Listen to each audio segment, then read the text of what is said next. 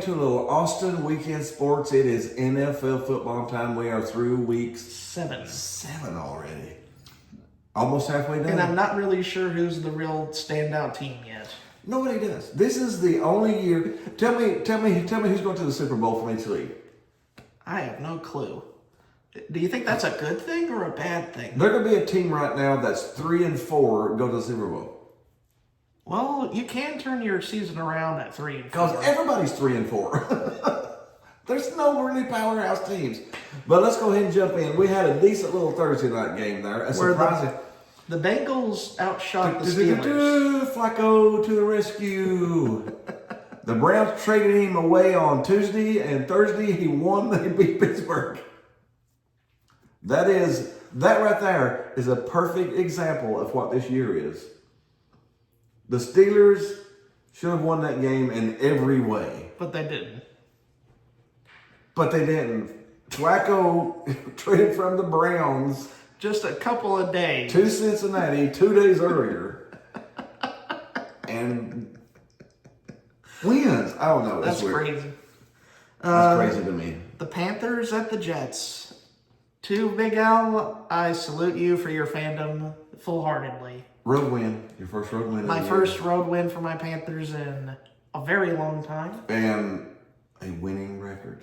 For the first time in a very long time. So you are officially out of the hole. For now, I'm 4-3. It's going to be very hard for me to really process. On a side note, how bad the Jets are right now. Yeah, they're 0-7. They haven't won a game. They haven't looked like they were going to win a game.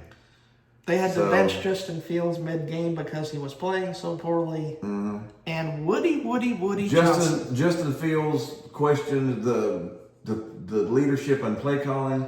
And then Woody Johnson comes out there like Woody Johnson does. You know? And he's back to the head coach and pretty much bad. If we could complete a pass, we'll be fine. Mm-hmm. But there's a lot of issues with this team, but if we could complete a pass. Who brought in Justin Fields? Woody. Maybe his. Are you saying you're a horrible GM there, Woody? Is that what you're saying? Are you saying you brought in terrible players that can't play? He needs to sell the franchise badly. He does. I mean, he needs to throw another Coke at somebody and go home. This coming from a man who thought about Aaron Rodgers benching him because of his Madden rating. Mm-hmm. Justin Fields' Madden rating might have went down. That's what it was. He jumped on playing Madden, or his 19-year-old grandson jumped on Madden and said, "Dad, Justin Fields is terrible on Madden right now." So Woody Johnson, well, I don't guess he's good enough for us either. Then let's talk bad about him. I don't know, but they are pretty bad. My Cowboys, though, we had the Commanders Cowboys. My Cowboys look good against bad teams. They're still a 9-17, dude. At best, 9-7-1. So you're not buying into the hype that they score a bunch of points? No. You don't buy into them? No. You're still not letting go of the shovel? No. Okay. They're probably 8-8-1, 9-7-1 at best, and just enough to miss the playoffs, but still get that mediocre draft pick. Stuck in purgatory, man. Emperor Palpatine. Yeah. I can't be positive about the Cowboys. I just can't. I don't care if they won between you. I can't be positive. The Rams and the Jaguars, the team you can be positive about is the Rams. Matt Stafford looks like he's just 25, not 38. Yeah, the Jaguars are in a bit of a slide. I think Matt Stafford is trying to get that Hall of Fame run. I think he really is. And I'm to the point where I think, he's probably a Hall of Fame player now. He's actually proven it. And let's get to the stinker of the week. The Chiefs and the Raiders. This was a beatdown of epic biblical proportions. The refs didn't even have to help them that much. Because the Raiders did it themselves. Do you want me to show you the stats? The Raiders had to give up a lot of their players to do the rebuild mode, and it's showing now. They've only had 95 yards of offense. Only 70 yards passing, 25 yards rushing on only 11 attempts. They turned the ball over once. They had 8 penalties for 58 yards. They only had 3 first downs in the whole game. 3 first downs. I said the rest don't even have to cheat for that. That's just bad.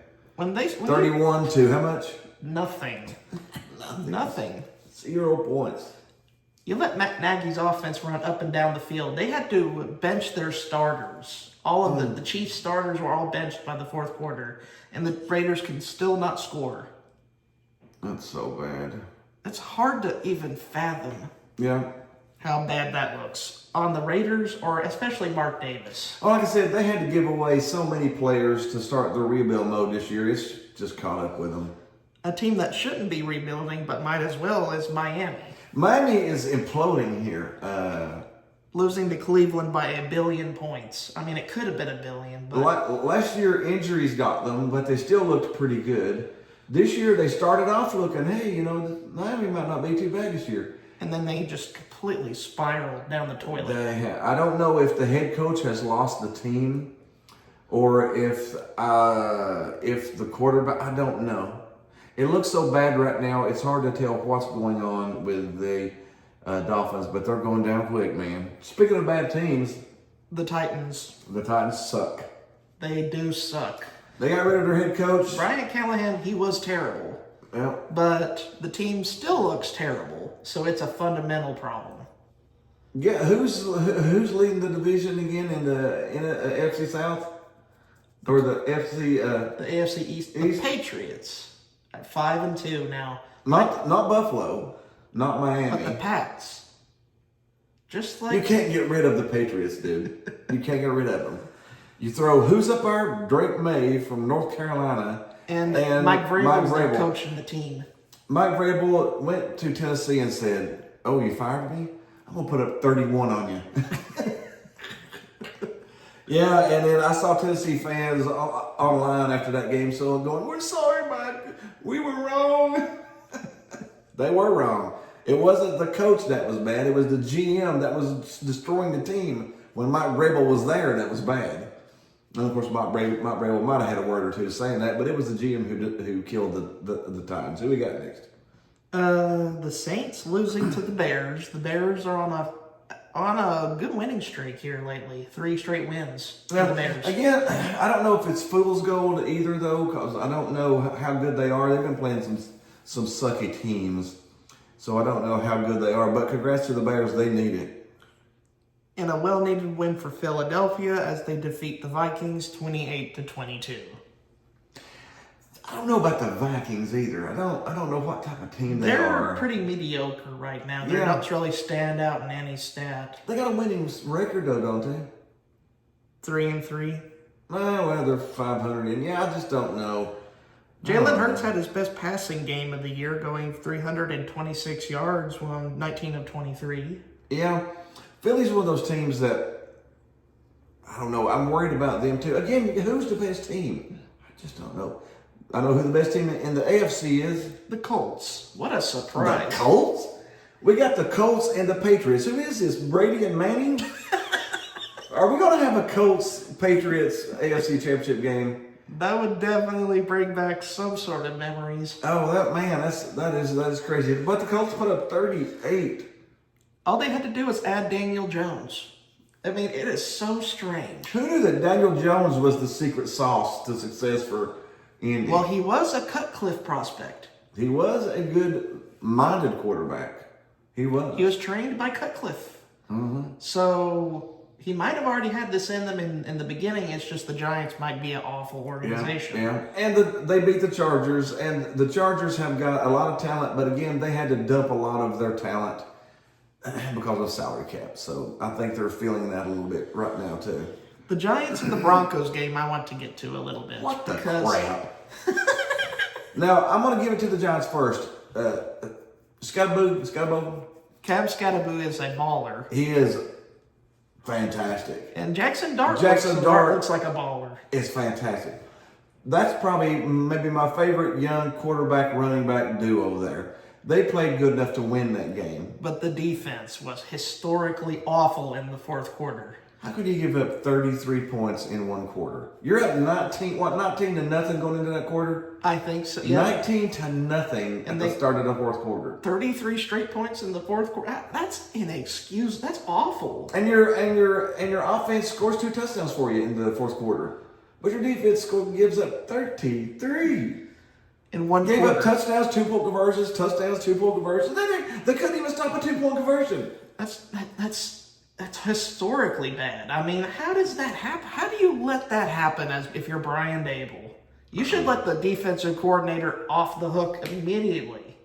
That is reason for firing right there. Yeah. I'm surprised he hasn't let him go after giving up 30 points. Positive for the Giants, though. I do like their young core. And maybe Dable is finally getting his players on the team that he likes. Maybe I don't know. But goodness gracious, get a defense. But goodness, don't give up 33 points in one quarter. That was try awful. to build around Dart and Scattaboo and try to.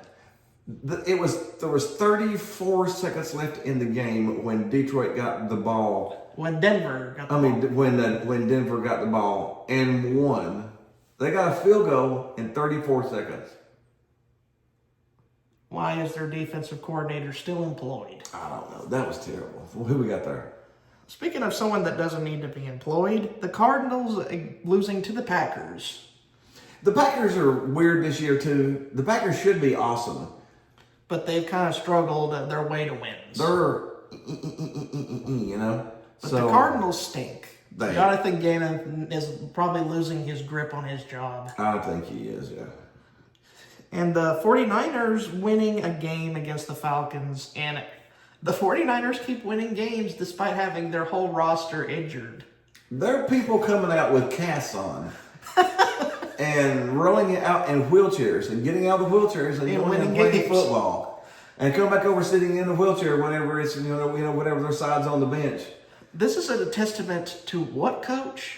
Shanahan. Kyle Shanahan. Maybe I didn't give him enough credit because if he goes to the playoffs with his starting star linebacker, his starting edge rusher out for the rest of the year, and then he has George Kittle and Brock Purdy haven't played for much of the year as well. No. Christian McCaffrey looked young and fresh this game. He looked fantastic. He looked 200 scrimmage yards. I mean, yeah. If you get 200 yards out of McCaffrey every week, you're going to win games. You're going to win a game or two, yeah. So, yeah, the 49ers, I'll give Shanahan credit. This might be one of his best coaching jobs. Yeah, he's winning with injured players. I mean, he is. All right. Then we got there last.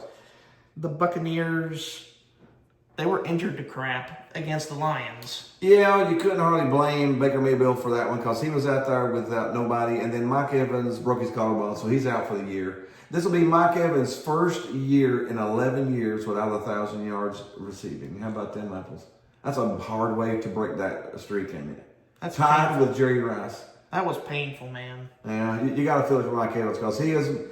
When it comes to wide receivers, he's Mr. Consistent. He's as consistent as they come in. He's always been. 11 straight years of 1,000+ yards. Yeah, but now he's broke his collarbone and the record's broken. I mean, that's not his fault. I mean, that's something you can't really help. Because and that does hurt the Bucs. Because they've got some good young wide receivers, good young talent. They have a Buka over there, but they also have Godwin, but they need another receiver. You got to have somebody to pull coverage off of you like Mike Evans did. So it's going to be interesting to see. And then the game nobody wanted to see, the Seahawks really getting themselves together against the Texans. Sam Darnold, it's his second coming again. He went from the Jets to, hey, he looks pretty good at the Vikings, to, man, he's pretty good at Seattle. Crazy what a good organization does. Mm-hmm. Because Seattle has been as consistently good as they come in recent years. And Houston has took the biggest step back of any team. I think that's why they fired their offensive coordinator that led them to 2 10-7 seasons and 2 wild card wins for questionably. And then they brought maybe regret that. Maybe you might regret that move. Maybe. I mean, that's the kind of stuff that destroys rebuilds. They went from contender to pretender like that. All right, well, let's look at the games for next week. What we got on Thursday night? Vikings at the Chargers. Both teams need a win. You would have to probably pick the Chargers. Chargers at home coming off of a loss. What's the line there? The Chargers 3.5 by the about Bolts. 3.5. I would probably take that. The Chargers should win that one. The Vikings are struggling. The Bills at the Panthers, but there's a key here. Bryce Young is out with a high ankle sprain.